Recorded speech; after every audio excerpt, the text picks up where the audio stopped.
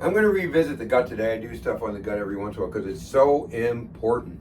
So Hippocrates said back in the day, all disease begins in the gut. The gut holds 85% of your immune system. It is so important. In natural medicine, we have a saying that we say is death begins in the colon. The colon, the gut, all of it has to be right to obtain health.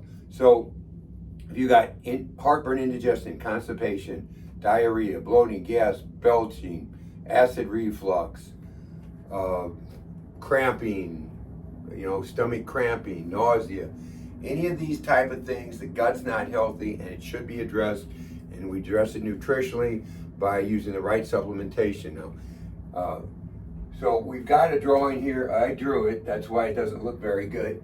So what happens here is the food comes down. Now, the digestion starts in the mouth. Actually, it starts when you see the food, but it starts in the mouth, and enzymes are released in the mouth to start digestion.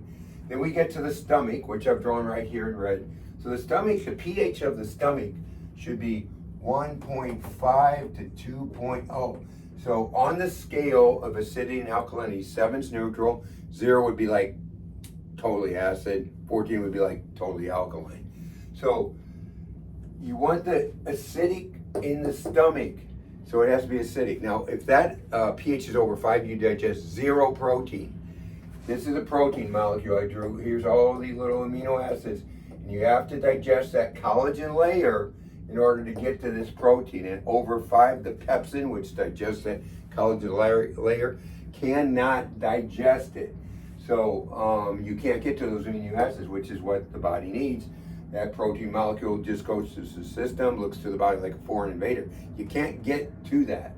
So you can look back, I did a video recently on protein powders, the right protein powders to use, because most of those are not health.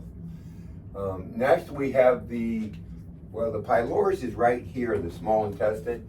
That pH right there is 4.5 is what it should be. Now, if you don't have an acidic pH here, say your pH is 5, it can't do its job, so it doesn't really efficiently get that food moving to the small intestine. It takes longer, it's not efficient.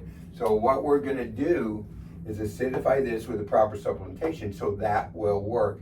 Now your liver and gallbladder, that's gonna be some fat digestion. Your liver secretes bile to this gallbladder.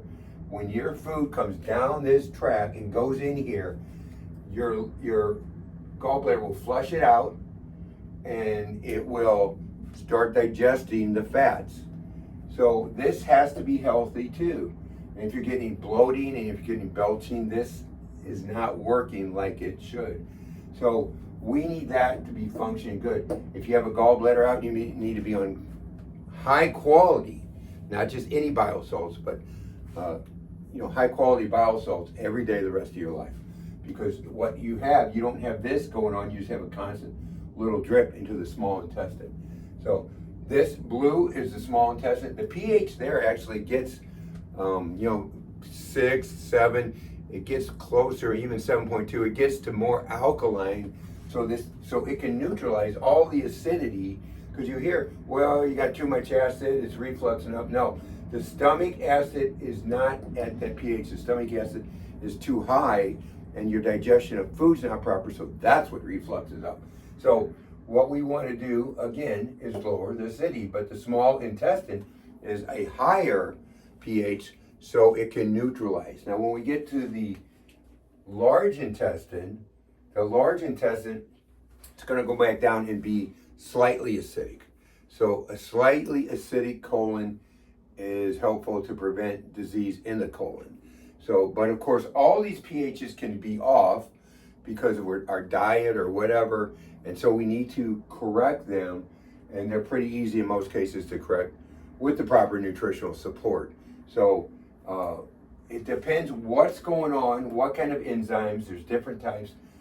Something more acidic here, if you're something like, say somebody's getting gas 3 to 4 hours after they eat, that's a different type of supplementation that we do to correct that. But you got to correct here first, upper, start moving lower, low intestine, reestablish probiotics, prebiotics, and then pull off those, give something that's going to cause the body to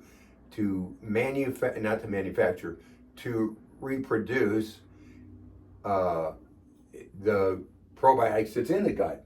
So that's how that works. That's why we always look at digestion first, because if we don't, we're going to miss the whole picture, and we're going to mix the whole picture of health. If we don't get this working, we're not doing the patient the proper service that we have. And most are easy. I'd say 80% are easy to get in line, but there's about 20% that are a little more difficult. There's other things that are going on, and so we have to give the proper supplementation.